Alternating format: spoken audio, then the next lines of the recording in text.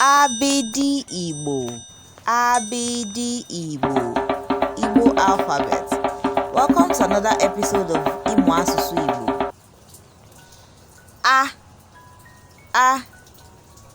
Anya. B ball.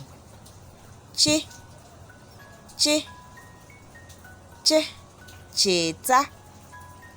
Cheta. D dọkịta.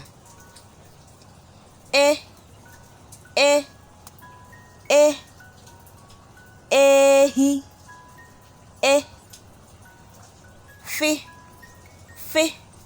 Foto. Gị.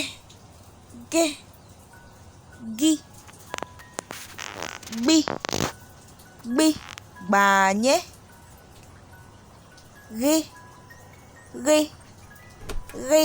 Rọ.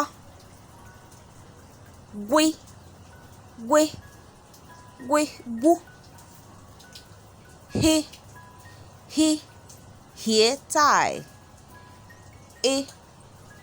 Ite.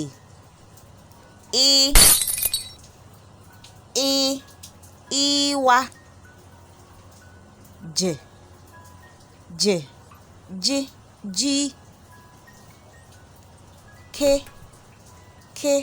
Kalama. Kpe. Kpọ. Kwafu.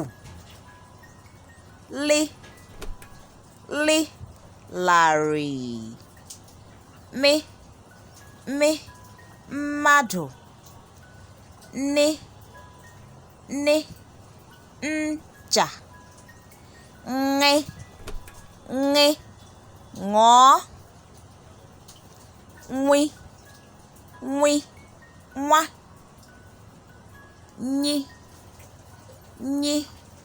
Nya. Oche. Ọgụ.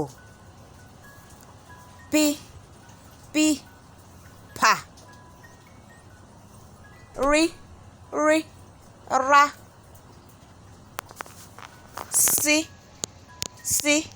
Sa. Nshịkọ. Ta. Ube.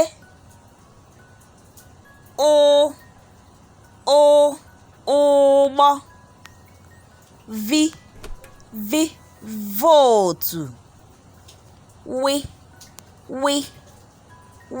Wa. Yir. Zi. Zi.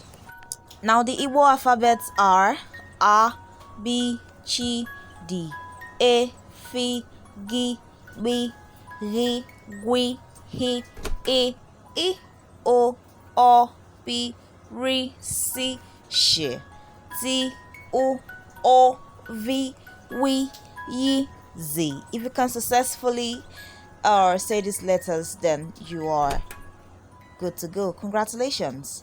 Thank you for watching, and don't forget to like, share and subscribe this video.